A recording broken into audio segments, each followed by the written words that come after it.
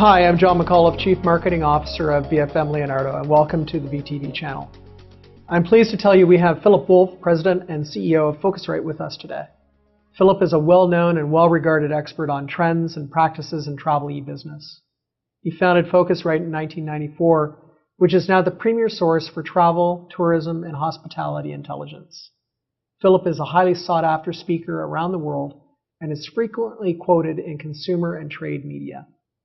He is a former adjunct professor at NYU's Graduate Center for Hospitality and Tourism and is currently a distinguished lecturer at the Cornell University School of Hotel Administration. Phillip has served as board director for companies on 3 continents, currently for global media property T News, Talking Travel Tech, and India's Make My Trip. Prior to PhoCusWright, Phillip was CEO of a venture-funded software developer and travel booking engine Pioneer. Over the course of 5 episodes, Phillip and I are going to discuss the topic Chaos Calls, Navigating the New. In this series of episodes, we will examine the forces that are transforming travel, tourism, and hospitality that all travel companies must confront. Our discussion is based on the theme of PhoCusWright's conference and will focus on how hoteliers can successfully navigate the new. Phillip, welcome to VTV, and thank you for joining us today. It's a pleasure to be here. Thanks for having me. We've been discussing Chaos Calls, Navigating the New, and the topic of this episode is titled See Me, Hear Me, Touch Me. Certainly we're finding in today's marketplaces and the devices that we connect with, whether that's phones, smartphones, computers, televisions, and even cars, have become predominantly visual and touch-oriented. Sounds, images, graphics, and video are challenging words and numbers as the foundation of an array of interfaces. In your opinion, Phillip, what are the implications for hoteliers and their online marketing strategies with this chaos transforming? Yeah. See me, hear me, touch me is fundamental to marketers today if they're going to continue to attract and retain travelers and visitors.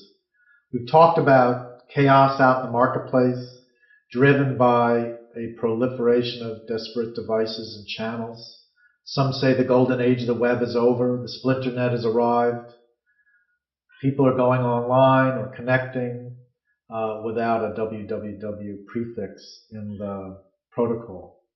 And all of this activity requires an interface. Users, visitors, travelers, customers, clients, guests, whatever you call them, they have to connect and communicate. And the bottom line is they're typing less and touching and tapping more, and they're reading less and listening and watching more. And if marketers are still primarily writing words to do their marketing, they're failing to appreciate the new interface for marketing is highly visual. I even have that frustration in my own company when we launch a new product or concept and we do a tear sheet and it's loaded with words and not enough pictures and images and not interaction. You can't buy an automobile, an oven, or a new electronic appliance today without the instructions and the interface with the products themselves being highly visual. It is the new building block. See me, hear me, touch me augments words and numbers if you want to be a successful communicator. Phillip, what type of things can I do as a hotelier? What advice would you have for me to be able to better communicate or better speak with this new generation of consumers who are watching versus reading? I call it the 5 sense rule, S-E-N-S-E. And if you find yourself on an outreach program to market or communicate and you're not appealing to all the senses of your customers, that's where you're missing. So we know you can see and read words, but you also see pictures, you also see video, you hear. things, you smell and you touch. And if you always remind yourself that human beings have five senses and you endeavor to incorporate them into your communication strategy, you will be a lot more successful connecting with your customers and your prospects. It's mission critical today. What do you think is going to happen to those hoteliers who fail to face this reality and leverage these new technologies? It's a slow attrition. All of the five tenets of chaos calls. Some people say it's daunting.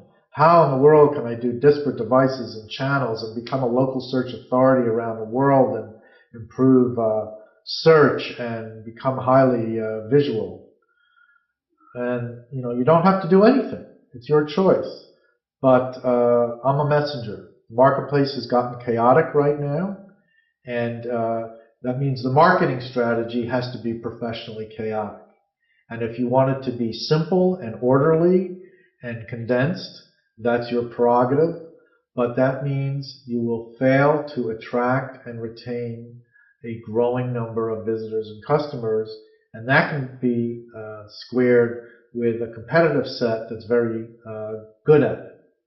And it just means slower growth. And in some cases, it could mean no growth or decline. So, Philip, if I were a hotelier and I said, I want to jump on the chaos train and I want to try some of these new things for this new consumer, how do I know whether what I'm doing is right or working? Well, we've talked about this before, John. With all of these things in a chaotic marketing strategy, whereas you've always had to be strong in metrics, measurement, analysis, and gathering and measuring and reporting out on your data, exponentially now that skill set has just become profound.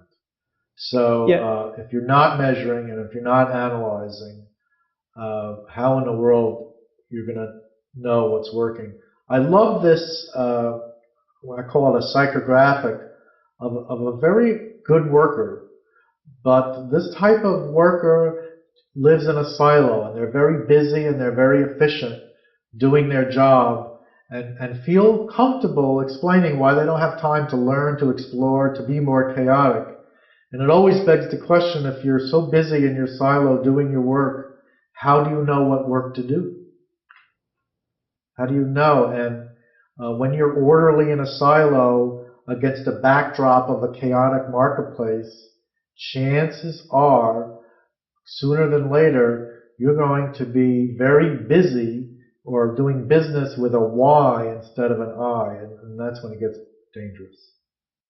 Yeah, it's interesting. As a marketer, mentors for years told me that if you can't measure it, it doesn't get done. And it's almost like today, the other benefit to being able to measure it is that ability that allows you to try things that scare you or that are out of your comfort level. Because if you have good metrics and a good foundation to how to measure them, you can quickly add to more of what you're doing or change course. Good marketers also appreciate the value in so-called failures. So just like if a lender never has a defaulted loan, a marketer isn't doing a good job if they don't have their share of failures. And here's an inverted part of analysis. When you have a campaign that you're passionate about and you execute it and it turns out to be a flop, what did you learn from that? Because if you understand what you thought would work and now understand didn't, makes you smarter going forward. So that's a cultural thing as well. Yeah, very true. And this chaotic world that we live in is one that can help push some of those marketers out of that comfort zone and perhaps try things and take comfort in the fact that failures will help them become better marketers. I was just in Oslo last week keynoting at the Norwegian tourism conference. All of the industry's travel and tourism professionals were there. And after my talk, one of the delegates came up and asked me an all too common question. I don't have the resources to do all these things we're talking about, but I wanted to tell you about something we've implemented. He was up north of Trondheim in a small destination. He actually, John, got the key members of his tourism community to share and collaborate on a lot of these disparate things they have to do. So, one hotelier was concentrating on maybe YouTube, but for the whole region, not just for his hotel, while another activity destination hotel was working on either visualization or something like this. And they figured out what part of a combined marketing strategy would be more economical to share and just, to save the raw competition for what each company or organization did. I thought it was very clever. Yeah, it does sound very clever. Philip, thank you very much for sharing your insights with us today. You're welcome. And joining us on VTV. To all the viewers out there, be sure to post your comments on this episode of VTV and subscribe to our feed to receive more valuable insights from industry experts. If you'd like to suggest topics that you would like us to cover in future episodes, feel free to email us at vtv@bfmleonardo.com with your suggestions.